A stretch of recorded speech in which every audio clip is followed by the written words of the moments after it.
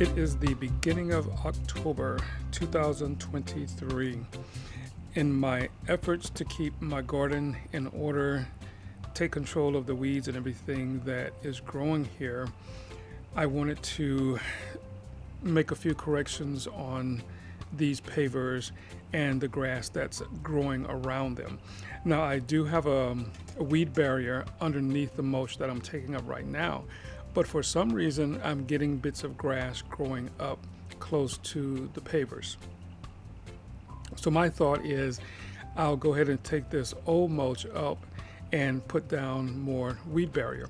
I'm not taking down the weed barrier that's there already because I don't want to take these pavers up and have to reseed them and make sure they're flat and all this other good stuff. So I'm going to just actually clean everything up and get some more weed barrier, put that down.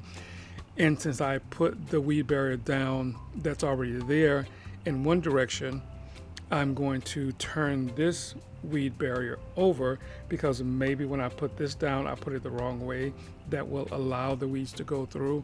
I'm not sure, but the weed barrier is supposed to stop things from growing through and allow water to go through and water the grass or whatever's underneath the earth and just let it drain off.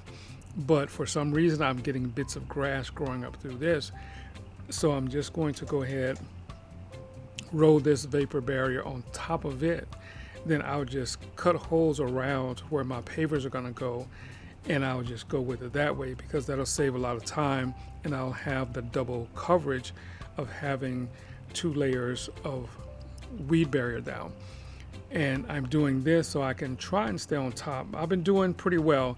As you'll see at the end of this video, when I go back and walk through the garden area, you'll see that there isn't too much grass and weeds down here right now because not too long ago we had a little bit of a rain and I got a lot of weeds growing up and things like that. So I took care of that, and I'm being as diligently as I can, or as diligent as I can, and trying to control the weeds and everything so that the area looks good. Because when the weeds come and I don't have time to take care of it, then I have a problem. I don't necessarily want to do it, and it doesn't look as good as I think it should. So this is the remedy for it right now. So what I'll do is actually come back in a little bit, a few months or something like that, and just do another recording and see how it's gone, because most everything in the garden is pretty much gone. But as you'll see as I walk back through, there are potatoes that are in the ground right behind me as I'm working, and as I turn around I have some tomatoes. And that's another thing, the tomatoes that I grew this year really didn't have a good taste, or really any taste at all.